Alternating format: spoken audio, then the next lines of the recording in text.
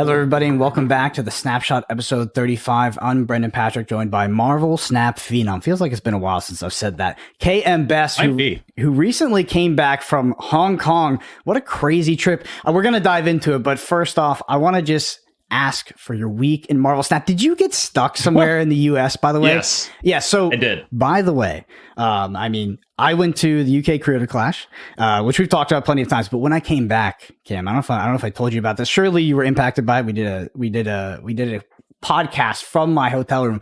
I remember. I got stuck in DC for 7 days. 7 days. Criminal. How did that happen? How did it happen? Well, I was stuck in DC for 24 hours, and then I went there and the plane was canceled. And then I was stuck there for 2 days, and then I went there and the plane was canceled. So why was the plane canceled? So United Airlines hit some big logistical, speed bump. And basically, it seems like with airlines, it's like once something goes wrong, like critical enough, it just domino effects to where they can never catch back up. They have, because there's laws, right? Like pilots can only fly so many hours, so they go illegal. And then they can't fly. And then also, I think it applies to flight attendants to an extent. So every time we would go to the airport, we'd wait. It was like, oh, the pilot's illegal now. We can't fly the plane. Oh, we don't have a flight attendant. We'll call people, see if they'll come. And then apparently United wasn't paying them like an additional incentive, so people were just like, nah, and they weren't coming. Yeah. Did they pay for your hotel room? Yes. So they paid for the hotel room. I was gonna say, but still, that's you say that, but I was like, we didn't end up pursuing anything more because it's a pain in the butt. But you should be getting more compensation in a hotel room if you're stuck somewhere for 7 days. It's wild. No, you should absolutely be getting more compensation. I got no compensation because I technically got to my destination. So here's what happened: I get back to Hong Kong.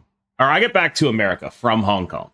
I just had a wonderful flight. Like, I slept so much that I reset my sleep schedule. I leave at 11 a.m. Hong Kong time. I get there at like 11 or 12 American time, and I feel like I'm on American time because I slept exactly perfectly. I fixed my sleep schedule in one go. It was an amazing, amazing accomplishment. I figure I'll pay to get access to the lounge because my layover is expected to be 12 hours. So I walk into the lounge and she's like, oh, can you it's actually so early that it's hard for me to get my boarding pass because it's so early to check in because I'm 12 hours early, right? And so I walk into the lounge and I start talking to the lady at the check-in. She's like, oh, yeah, your flight's like 12 hours from now. Yeah. She's like, okay, well, go talk to the lady behind me, see if you can't get a faster one. And so I go talk to the lady behind me, and we get to see if I can't get a faster one, get out before the storms. Because where I'm trying to get to, there are some storms between me and there. So I start talking to him, and in the course of the conversation, I check my phone, and suddenly I see that my flight has been canceled. So now I have to figure out if there's anywhere I can get to where I have relatives so I can stay somewhere. That becomes the immediate conversation. So I end up staying with relatives for the few days after that. I don't make it home. I make it to like somewhere else before they close down a bunch of airports, right? And I stay with relatives until Friday. My girlfriend makes the trip down to where we are. And so it's a very nice little vacation. We eat very well. The relatives cook just a ton of awesome food. It's nice. It's great. My girlfriend is there. And the entire time, what's hanging over my head is, my original flight plan would have, and I double checked this, but if I'd stuck to my original flight plan, what would have happened is I would have been stuck in an airport that was getting closed down before my flight took off. That's what would have happened if I had managed to get on my original flight. So basically the best possible outcome, actually, given all factors, it was just, I got home yesterday. There's that. Yeah. I have a question for you. So you said you slept on the airplane the entire time. Were you not the entire time, but like a lot of most of it? Were you flying economy? Yeah. When you sleep in the airplane, are you a back sleeper? Like, do you sleep backwards in the chair or do you sleep frontwards on the tray table? Usually, okay, so I'm a window, right? Okay. I lean on the window. Okay, got it. That's my move. That's my move. That's my go-to. I was window on both of the flight to Hong Kong and back. People are like, why wouldn't you want aisle? No. You need that headspace so you can lean. It's crucial. I'm an aisle guy because I frequently have to use the restroom. I feel like I hate like having to wake people up on long I just like purposely dehydrate myself. Yeah. Like, damn, I'm impressed that you can sleep on economy like that. I used to be able to, but now like I mean I'm not a super small person by any means, so like I'm definitely bigger than you. I know you're definitely bigger than me. So why I'm asking is like I'm trying to figure out the 3D chess of the ergonomics of Cam. Okay, so in an normally what I do is occupy the whatever armrest I get. Mm-hmm. That one's mine. It's mine. You like I don't care what the rules are. It's mine. I'm taking it. At least half of it, right? Because like the person in the middle, I feel like is supposed to get 2 armrests. Mm-hmm. I feel like the person in the middle is supposed to get 2 armrests, but like maybe they can spare the top. You know what I mean? And then I'll lean over and I'll get off the armrest. That's how it works for me. That's how it works for me. The greatest dance of the armrest is like who? Yeah, I feel like the rule is person in the middle gets the armrest. But as far as sleeping on planes, I'm weirdly good at it. I think. I would highly recommend an eye covering and earplugs. Yeah, I didn't think they'd make the difference that they did. You don't need to go fancy with it, but they made a huge difference. So basically what I did was I watched the entirety of The Last of Us on the in-flight thing over the course of all of my flights. And I read the second book of Wheel of Time. If anyone spoils me, I hate you. And I slept the entire rest of the time for both the flight to and from Hong Kong. All right. Well, break down for me the actual Hong Kong experience. Also, please set the foundation for people who don't know, like what the tournament was, etc. Yeah. It was the ER, Marvel Snappers Assemble. And ER Esports, from what I could gather, is an esports event or an esports organization that is dedicated to like teaching people about esports, like esports education. So it's like, I assume, based on what I saw, that there's some level of like government or municipal support for this, right? I assume that it is like some sort of outreach to kids program on some level, I guess. Mm-hmm. But what I saw when I got there was honestly pretty mind-blowing for me, because we get there and it's legit. Like the stadium is legit. It is inside this 4-story arcade thing with a main stage and all this ridiculous, incredible stuff that I never have seen in my life before. Like it is a legit full-on production thing. Incredibly. Like there are dudes making me sound good. I'm getting hair and makeup. It is immense.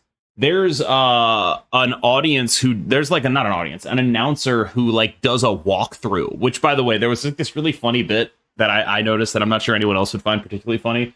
But in the announcer's speech, the first thing she mentions when she's like, this game was designed by famed card game designer Ben Brode. His designs incorporate elements of RNG. And it's just like, that made me laugh a ton. But yeah, Brode recorded a video for the event. A bunch of the people from the publishing team, I think, Newverse and ByteDance were there. I got to meet them. They were incredibly kind and nice to me.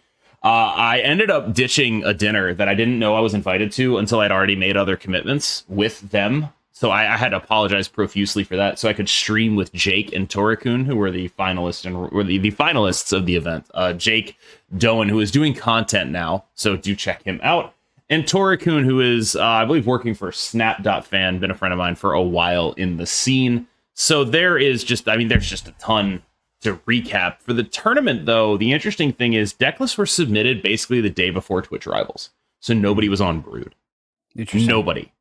So it was all people who were not on Brood. And so that is like a whole thing where like I do sort of wonder about that. There was a player who really impressed me. His name was CQ.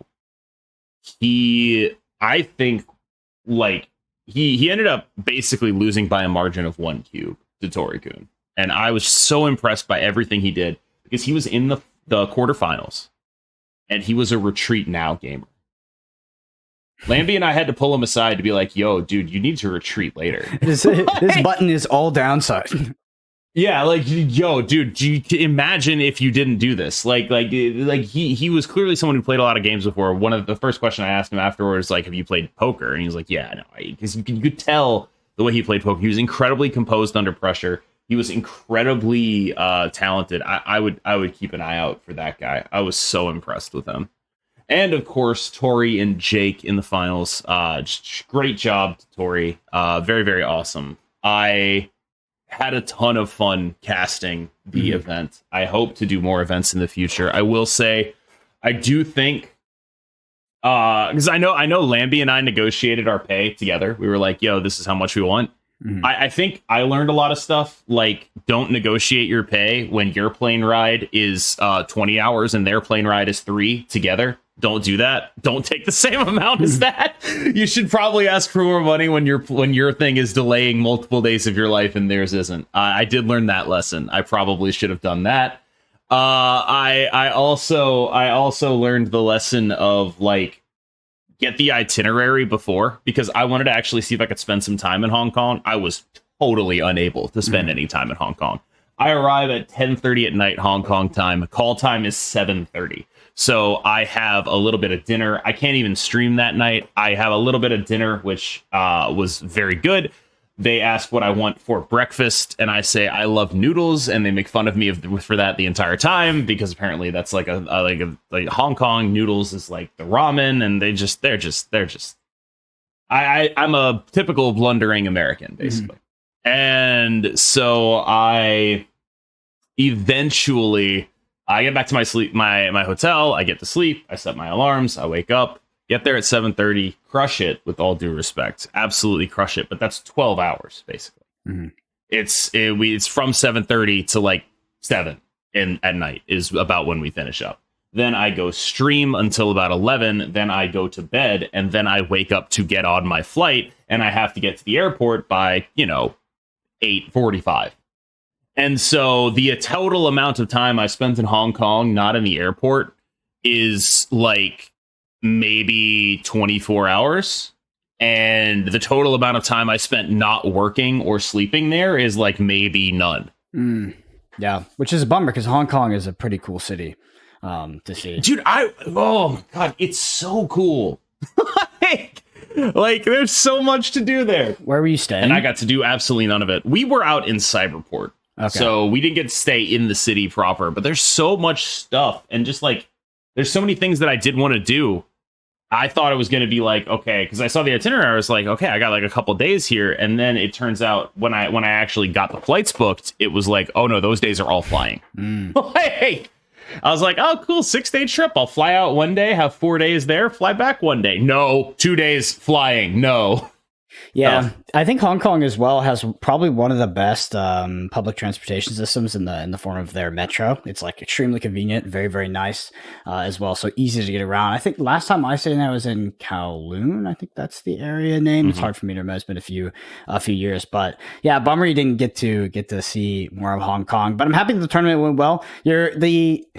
Caster compensation is really interesting. It's good that you guys did collaborate because I know there's definitely some historical examples of people not doing that, and it's hectic. I'm super grateful. But I learned a lot of lessons that I'll need to apply next time. But I feel like that's the kind of lesson that you won't learn until you learn it, Yeah, very happy to see all of these grassroots tournament organizers for Marvel Snap as well. They're definitely sort of carrying the weight. It seems of like the I don't know, would you say, I don't know, growing competitive scene for what there is. Like they're reaching out to people, having casters come over. Like it's awesome to see. And I think that we're seeing more and more of that as time goes on. And I think it's weird. Second Dinner, while not like directly supporting it, they are definitely out there on the periphery, and they seem to be sort of giving it the thumbs up, right? Like Ben Bro doing the video for them, etc. It's good. Yeah, it's good to see. It's good for the future, I think. But yeah, happy you're able to do that. Talk to me about Twitch drops, KM, because that was hectic. I wish see, like, here's the thing. This is one of the other things. Like, if I had known this was Twitch Drops week, yeah. I would have asked for like double the money. Yeah, you definitely you took a big opportunity cost on that one, I think. I did, and I had no idea I was doing it at the time. And it's just like, I really wish I had been able to know that ahead of time. I really do. I think it was obviously awesome. I love to see other people succeed, but I also love for that to be me. It could have been me. It could have been. No, it probably wasn't going to be me. And a rising tide lifts all boats. And so I am happy to see people, like, I think people seem to have, like, the major people seem to have boosted their viewer counts by, like, probably about 25% so far. And I obviously haven't done that. I didn't put in nearly the work in Twitch Drops because I was on planes and I didn't have a chance.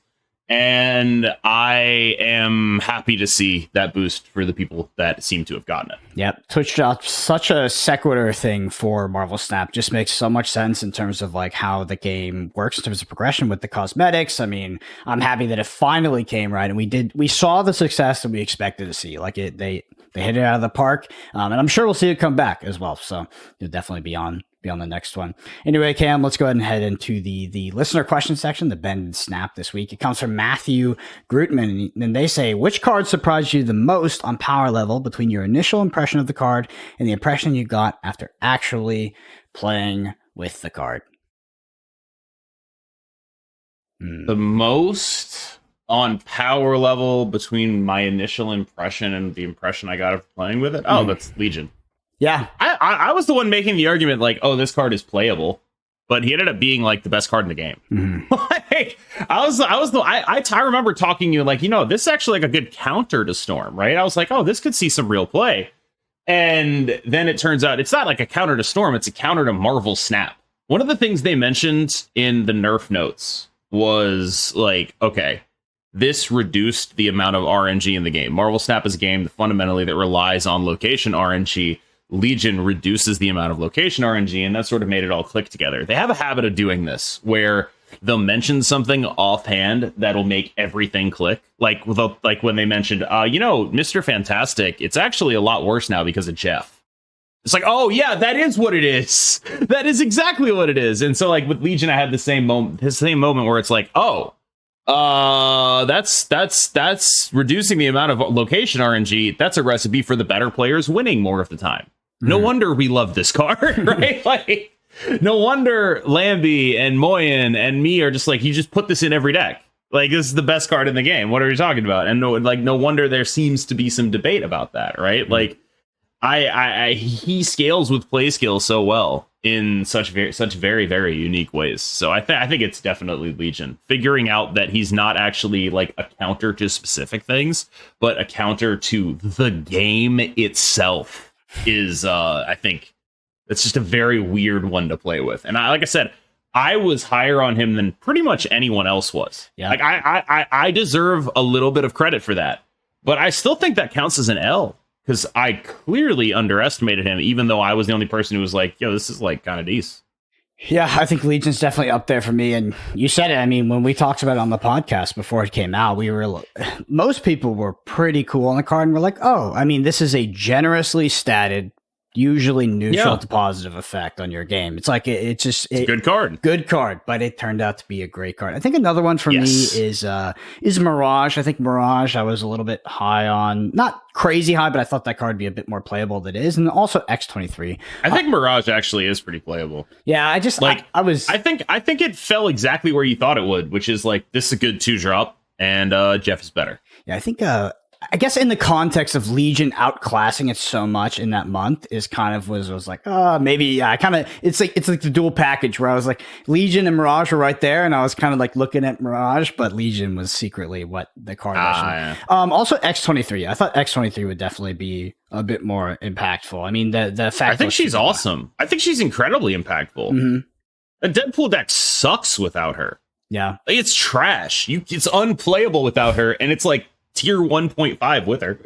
Yeah, I thought that card was like possibly game breaking for cheating the resource multiple times, but maybe just not in the current state of the metagame. Maybe we'll see it sort of come full circle. I mean, like I said, I think the Deadpool deck, like, it is. I mean, she is the reason it exists. It does not exist without her. You could call it an X23 deck. Like, you can't play it without her. complete garbage when you don't have her. Yeah. Yeah, I guess that's it for me. I also think when I first saw Zabu, I knew how powerful reducing cards was, especially in the context of like kind of where Sarah had been there and previously before. But I didn't really fully appreciate how ridiculous Zabu would be when it did come out, and then people came out with the Rock Slide deck plus core, all that, and it just absolutely dominated the metagame. But thank you for the question, Matthew. If you want to get your question read out on next week's podcast, you can leave a comment on YouTube for the Bend and Snap, and we'll get over to it. Anyway, Cam, you want to talk about future broken cards because we have a new season coming up as well as a bunch of new cards. I just want to get right into it. First off, I want your macro high-level impressions of the upcoming season and sort of the theme for the cards you see coming out. Happy? I don't really think like that. Mm-hmm. Like I am very much a take it day by day guy. Mm-hmm. And so like I think Loki, I wish he worked like how I originally read him, because I read him as get a full hand of cards from your opponent's deck. I was like, that's awesome. This is going to be an incredible card. And if since it seems to just be replace, it's like, oh, because like what I want to do with him is hand dump, play Loki, more cards.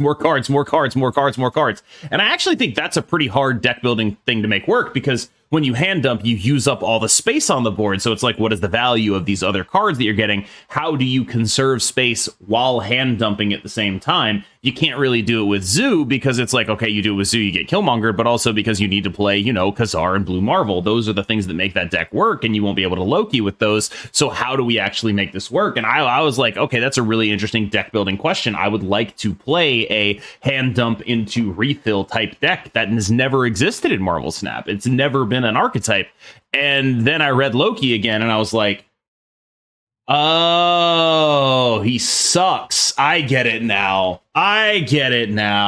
Yeah, I mean, effectively, that'd be drawing a lot of cards, effectively, and yeah, I mean, Marvel Snap is definitely, they play it pretty conservatively. Have it at 5, man. Fuck. Like, give me something. Give me some ability to have gas. That's what Crystal used to do.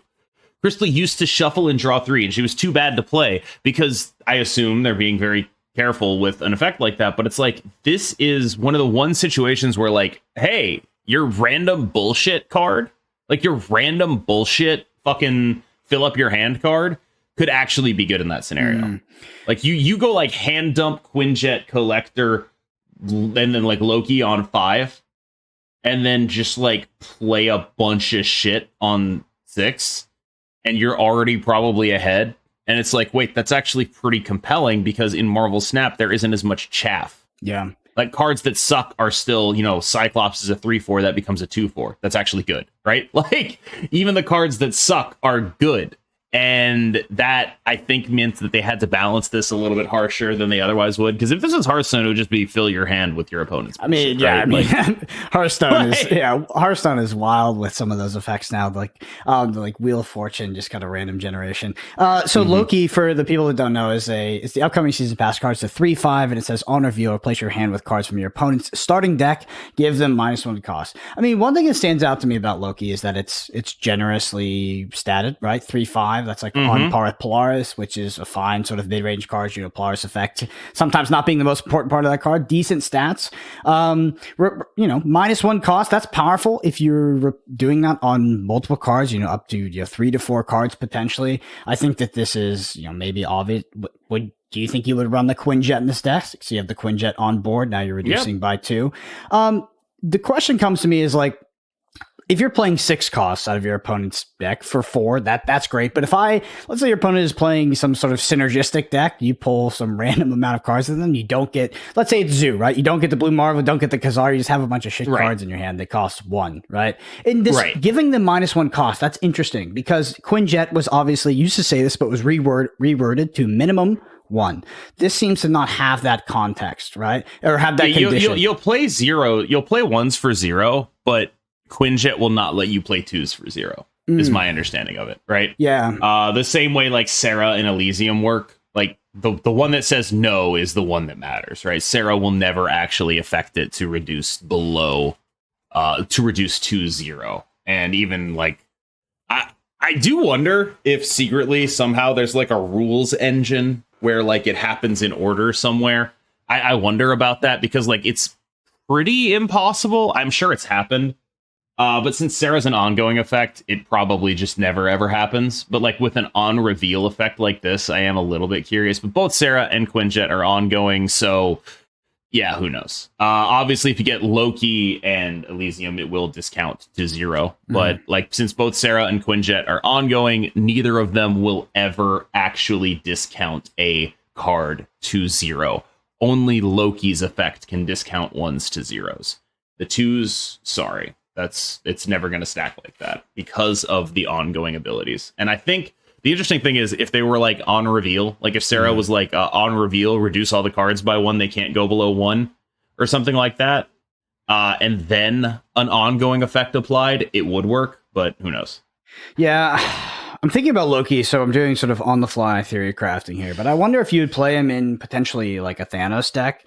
You do play that Quinjet out, then you're playing the stones in order to generate more cards in your hand because you're drawing cards. Maybe getting the additional effects of those, and then you're Lokiing on 3, and you're getting a full hand of cards that are -1 cost, and that seems like it could be powerful. Obviously, it's this. I actually like that. Yeah. That's cute. I mean, like you can kind of do anything in Thanos. That actually that's compelling. That's a direction to investigate. Okay, definitely a high variance card though. But it's there's a level of controlled variance there where it's like putting -1 cost on an entire hand of cards is so fundamentally powerful in Marvel Snap that it somewhat doesn't matter what archetype your opponent is playing because you'll be getting way too much value out of Loki, right? Right, and the more of them you can get, the better that is. And Thanos is a deck that's hand is always goddamn full, right? Like that's I feel like that's compelling because like we've seen from Lockjaw, right, that converting your stones into value is really, really strong. And this is a way to do that. Yeah, no, I mean that I didn't think of that at all. Yeah. Where do you I just want to get your sort of final take on it. Where do you see the power level as of now? Like, is it jumping out to you at like this crazy season pass card power level, or are you just like it's either? I mean, like, look, you've played other card games before. Yeah. You know how effects like this normally go. They normally suck. They're normally complete garbage. But I think he has a chance. I just think he's very hard to find a home in, and I can't wait to see what people cook up. But I do expect there to be a lot of like, yo, it's day 1. I broke Loki, 40% win rate. Yeah. Like, there's going to be a lot of that.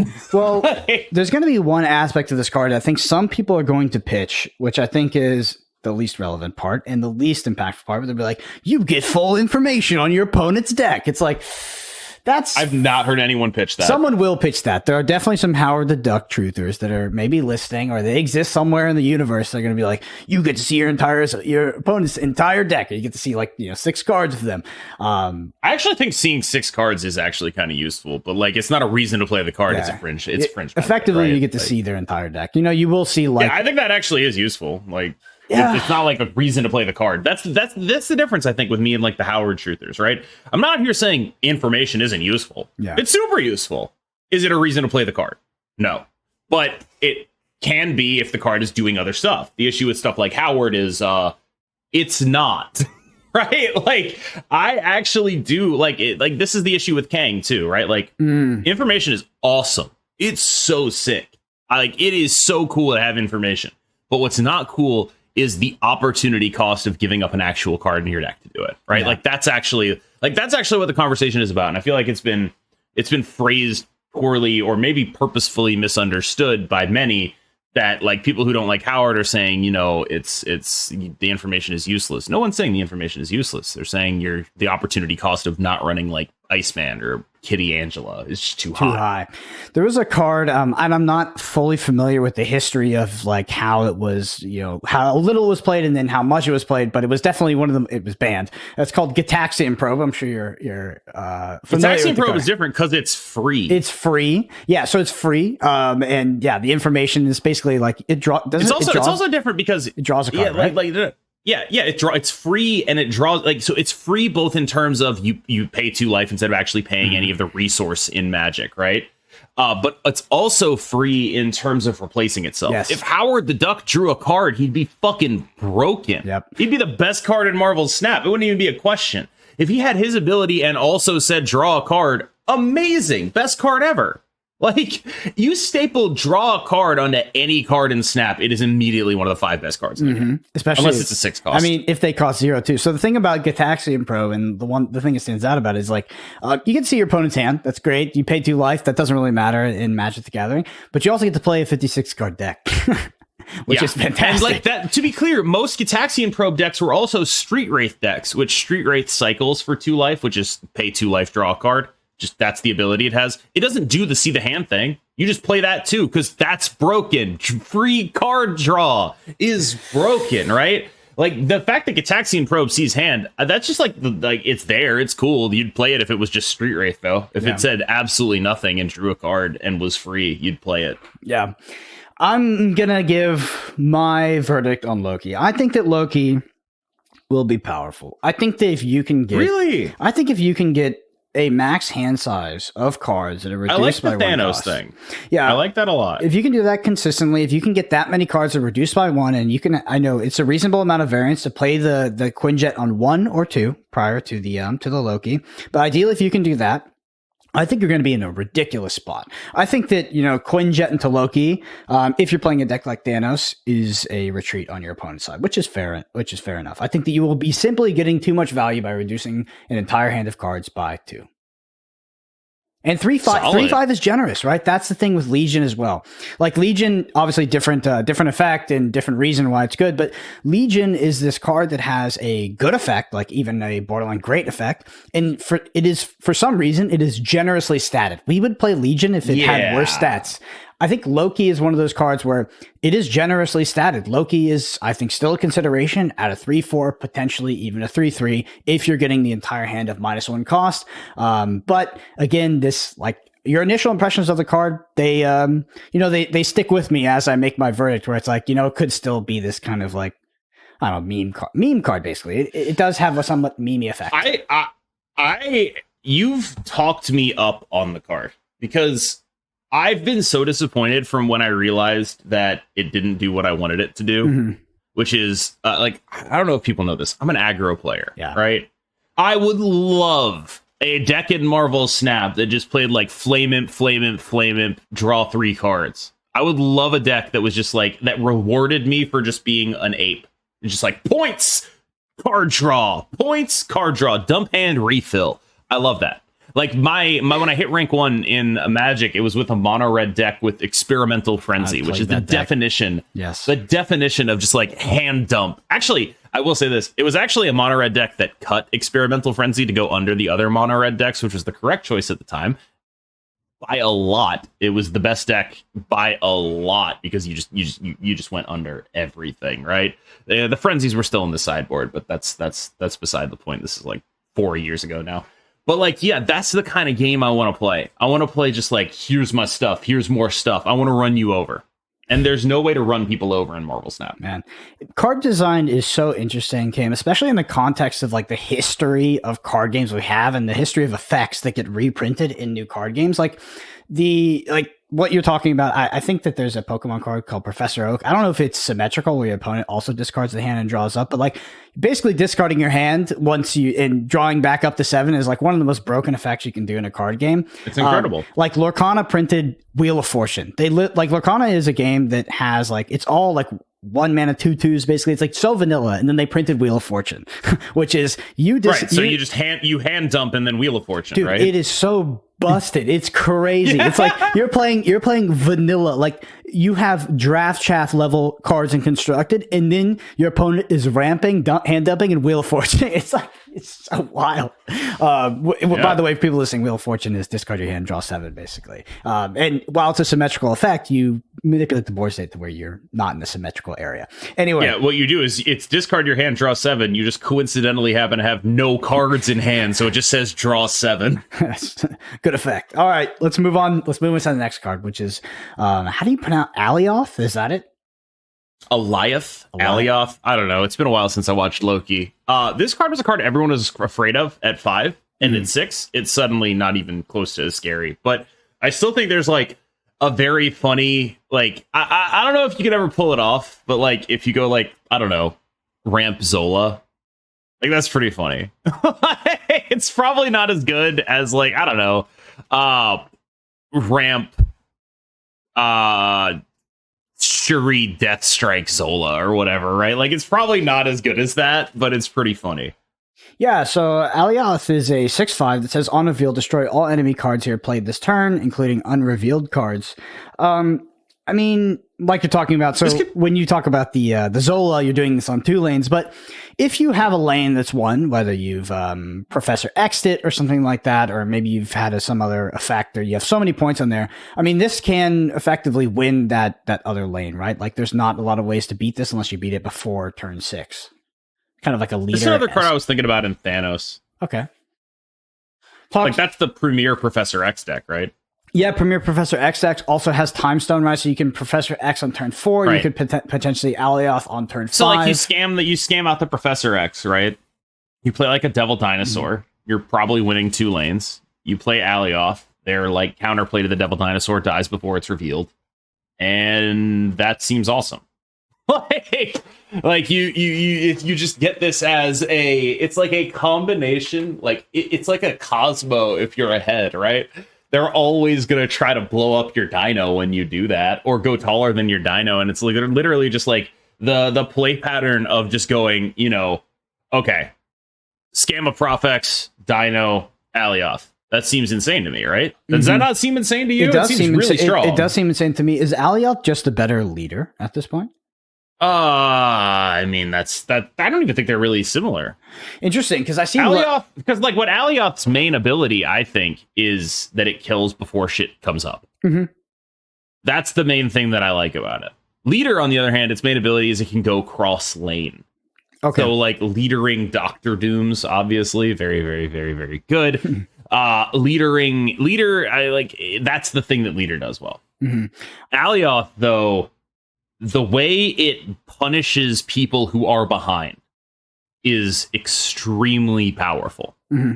Like, that specific Thanos play pattern is actually straight up terrifying, in my opinion. Because it's just like, oh, well, I'm dead. I'm losing this lane, therefore I am dead. There is no counterplay because of the way priority works. There is absolutely zero counterplay to me to this happening. None.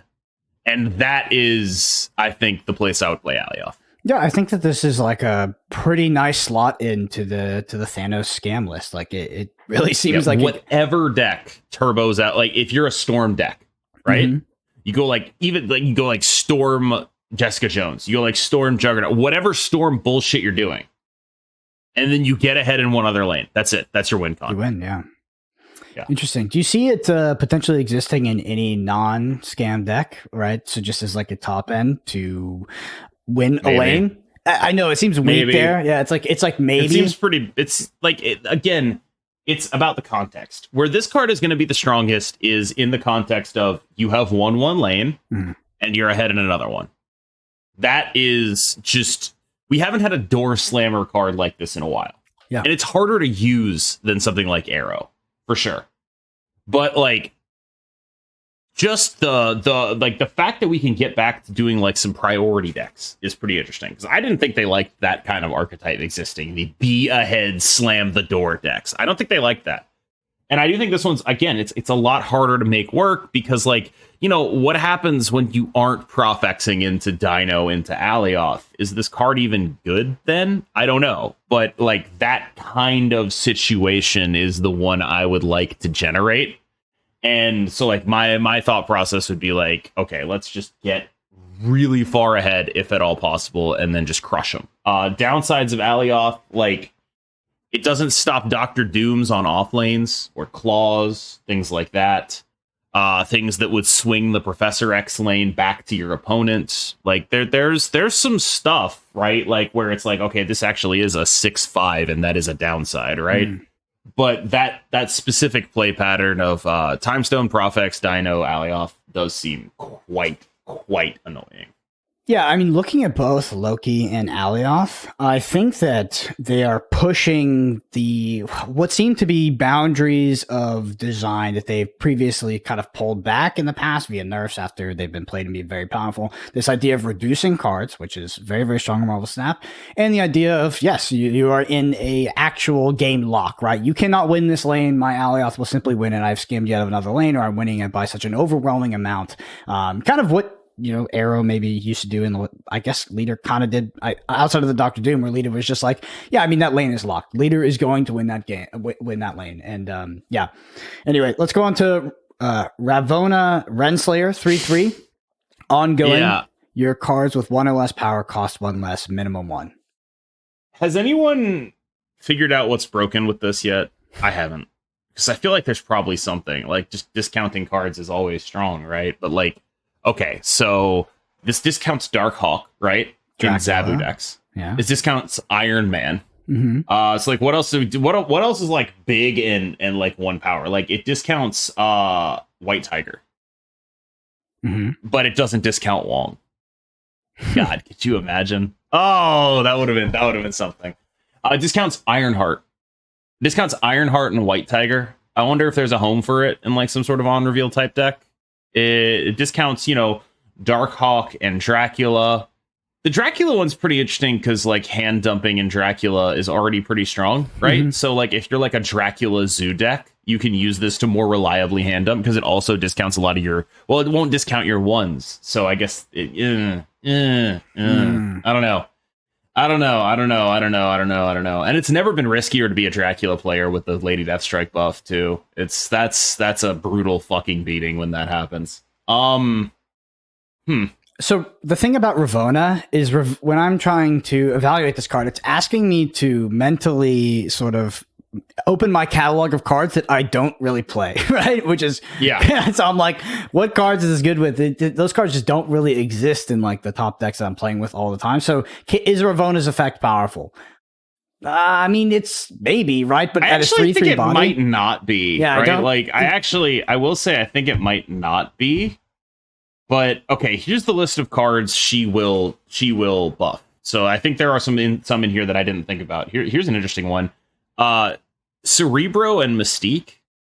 That's something, okay. I think. C3. Both of the goblins will be discounted. Like turn 4 Hobgoblin is actually kind of interesting to me as well. And I think, you discount Angela, right? You discount Taskmaster, but here are 2 that are really scary. Null and Arnim Zola. Interesting. But I don't know if Null, because Null gets the power in hand now, right?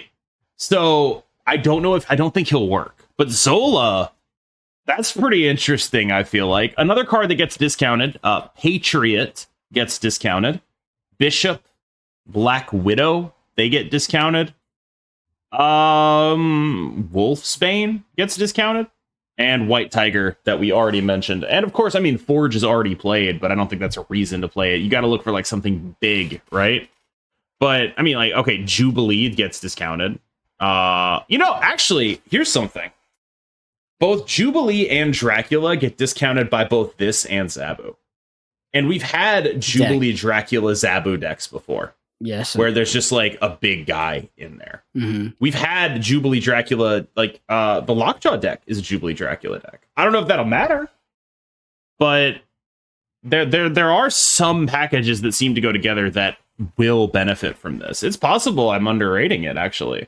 Yeah, and we have had we've had decks that run double discount cards and like Moongrill a hand and hand dump like the most ridiculous thing possible.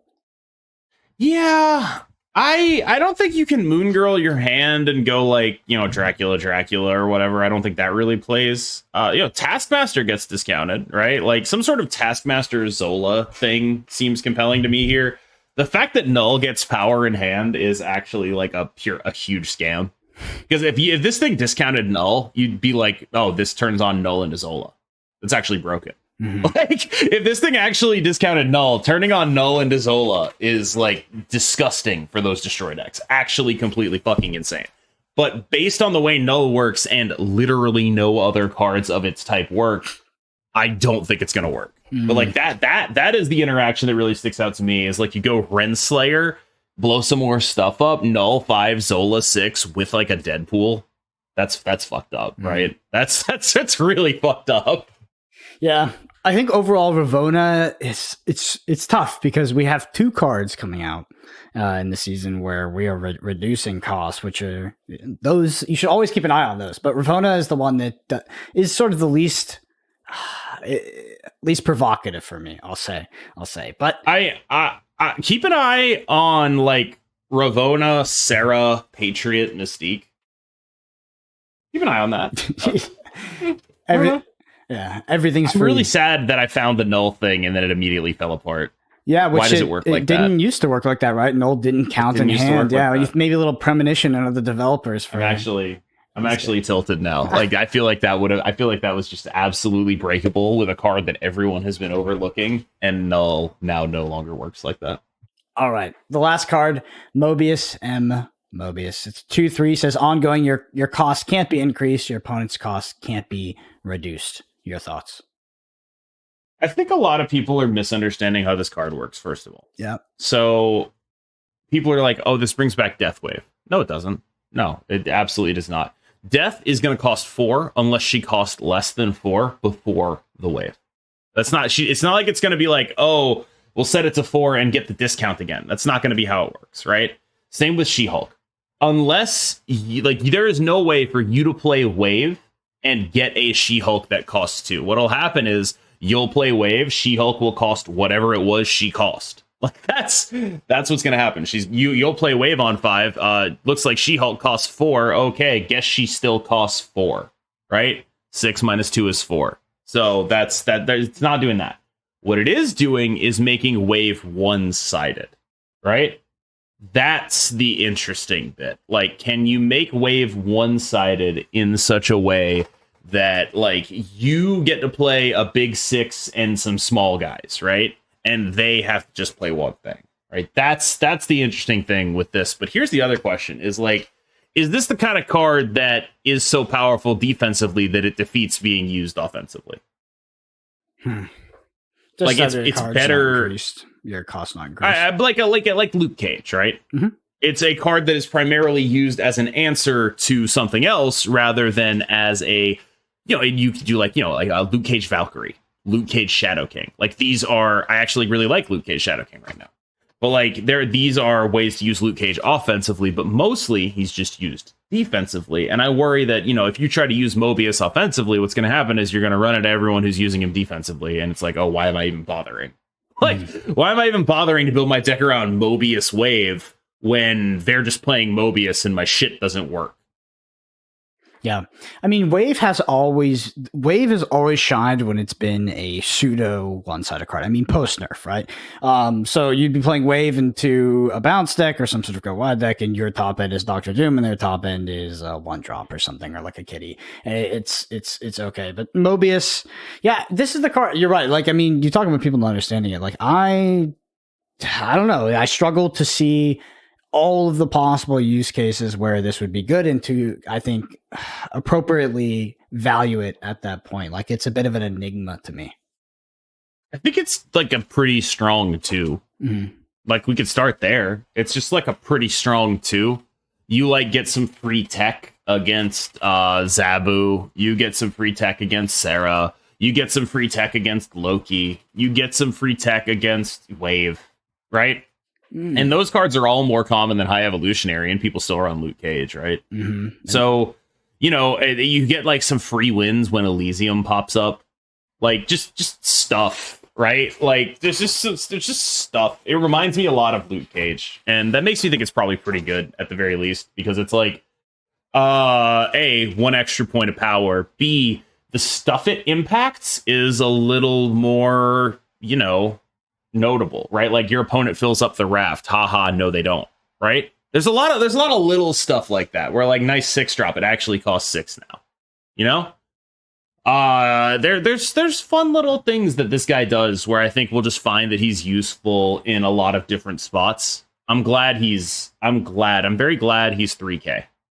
Mm-hmm. Because I don't think they should gate on power here. And I think instead of gating on power this season, they gated on cool. And I like that a lot. I think you sold me on the sort of its wide-ranging effect on other people's game plans and strategies in Zabu, Sarah, Loki, things that we might see come out. I think that it's, at 2-3 stat, I think it's just fundamentally powerful then. It's just good. Like, people play Luke Cage. It's a card people play, and it's not wrong to play it a lot of the time.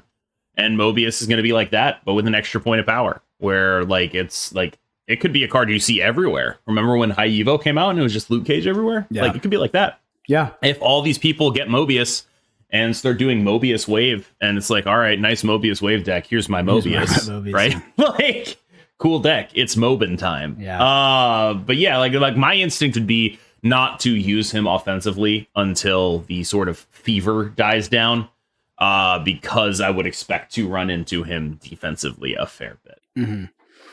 All right, well, that wraps up our evaluation of the upcoming cards. Interested to see how we land this month. I will say, I think overall most excited for actually the season pass card, Loki. I think that one's going to be the most fun to brew with, at least off the bat. So happy we're getting it initially. KM, you have a tournament actually today. Recording this on a Sunday. You're recording. You're doing another tournament, which you have. It's a pretty interesting title. You call it Loki's Nuts. What's wrong with that? He's nuts. I didn't really see. He's nuts, dude. And that guy. I didn't really see it, and then I'm I read not referencing anything else. Yeah, Loki, he's nuts. Well, I just want to ask you, what are you looking at for the expected metagame of the tournament? Obviously, by the time this podcast come out, the tournament will have happened. But I just want to get your thoughts on the expected metagame. I don't want people to treat this tournament like an infinite conquest. Mm-hmm. Right now, there are still less than 128 people in it, which means it is more than 64, less than 128. So we start with like the brackets there. It'll probably be like win 4 games and you're in the top 8.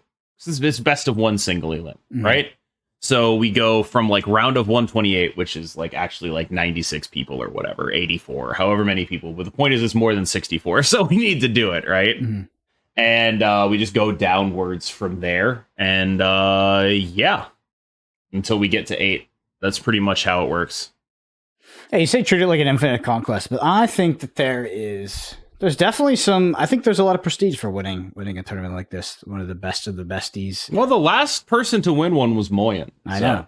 And I mean, I feel like Moyen got pretty popular after that. Moyen obviously coming from other card games, great card game player, very well known, but Moyen definitely, I think, got a lot of respect that he probably already had in the Marvel Snap community after dominating that tournament. I mean, he's looked at as one of the premier deck builders. It definitely but he already was one of the best Marvel Snap players. I'm trying to rewrite history, KM, here in your favor. Okay. All right. Well, what do you think is going to be the most prevalent deck? Brood.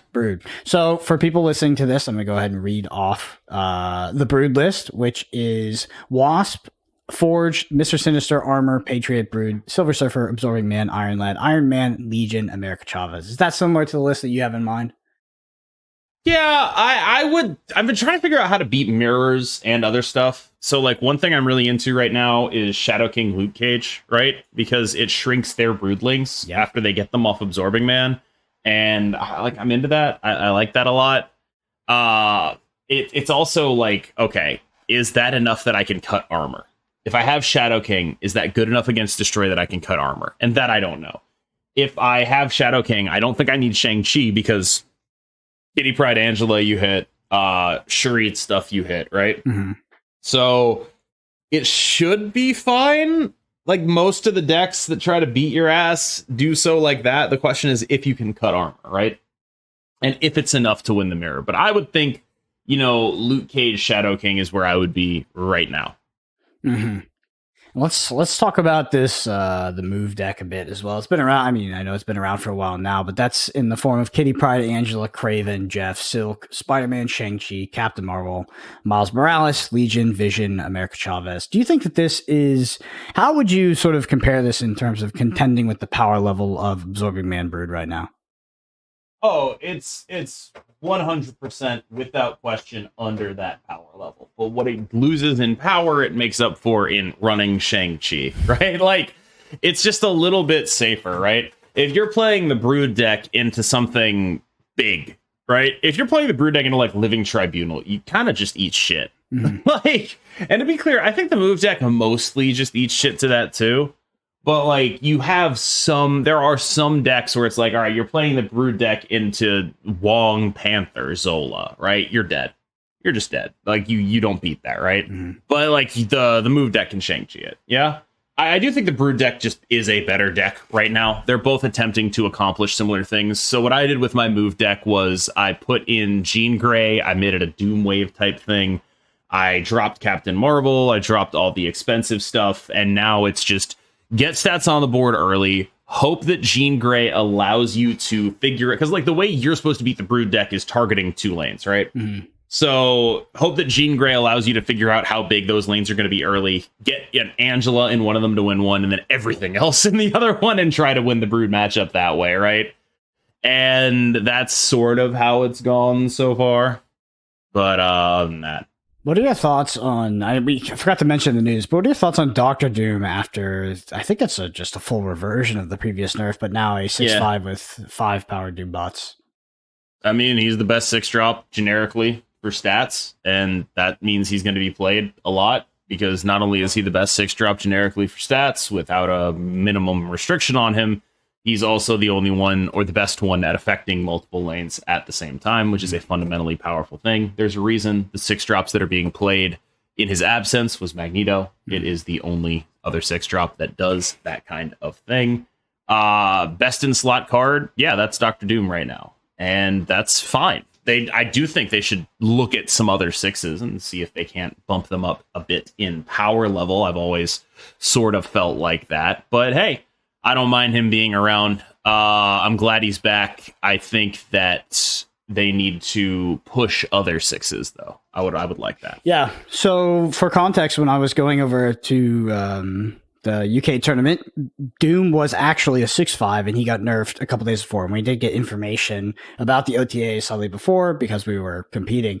And I will tell you that when we were testing for that tournament, Dr. Doom at a 6/5 with 5 powered Doom bots was absolutely meta warping in terms of how it affected the board. It was overwhelming the best 6-drop, and what deck you would put your Dr. Doom in was actually kind of a question, right? It's like, how do I'm in a 2-deck format, and one of the key questions I ask myself is, which deck is the Dr. Doom deck? And then the other deck I have to build without Dr. Doom, right? Which is likely bounce. But yeah, I mean, in terms of affecting the board state the way Doom does, like a lot of other 6-drops just don't compete and all run stacks for 6 for 15. It's just like, it just is kind of the best. So Dr. Doom is sort of back with that. I think that when we nerfed Dr. Doom, it was interesting because you saw more play in other 6-drops like Magneto, but the effect I think was healthy for the game. It's healthy to have like a set of 6-drops, right? Most 6-drops are affecting a single lane in a drastic way, whether it's Magneto at 6/12, moving things in.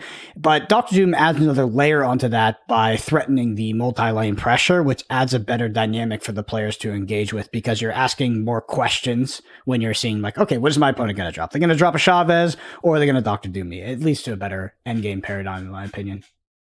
Yep, agree. Big fan of the doc. Okay, sweet. Well, that wraps it up for this week. So before I go into the outro, KM, anything else you want to mention about the upcoming season pass or stuff that you have going on in your own sort of life or projects?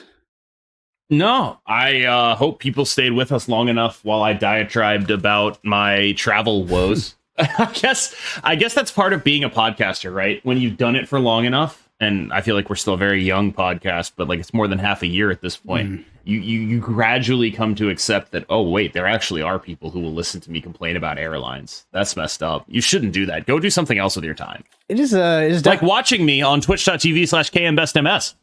Yeah, it's a deep philosophical question whether you are a forward tray table sleeper or a back sort of chair sleeper in the airplane. People, I wish I could be a tray table sleeper. I can't get there. Yeah, I mean, same here. I don't know if the planes got smaller or I got bigger, but I simply cannot fit, and especially I can't get there. If the person in front of me leans back their chair, I will actually crush my brain. So got to avoid that. Anyway, if you're listening to this podcast, like Cam said, it's been almost a year at this point. You've been listening. You haven't left a review. Honestly, what are you doing? Come on. You can help us out. It's the number one thing you can do to push this podcast. Leave us a review on Spotify and Apple Podcasts. And of course, if you can't do that, Or if you just want to be an all-around all-star, you can also go to YouTube. And there is a video version of this at youtube.com/the_snapshot. You can like, you can subscribe, you can comment, and all of that helps us more and more. Anyway, Twitter, @BrendanEPG, @KMBestMS. KM is streaming on Twitch. Definitely check out the VOD for the tournament. If you weren't able to see it, we'll be breaking it down next week. And yeah, thank you all so much for listening. We'll actually, next week we might have a very special guest. Oh, yes. So we will not be breaking that down. Yeah, I totally forgot to spoil that. Yeah, definitely. We might. We shouldn't spoil it because, like, I mean, it's confirmed but not confirmed. You know what I mean? But we might have a very special and I would say the most interesting guest that we've ever had on. I would definitely agree with that statement. I think that is accurate. So stay tuned, everybody. Thank you all so much for listening. We will see you next week.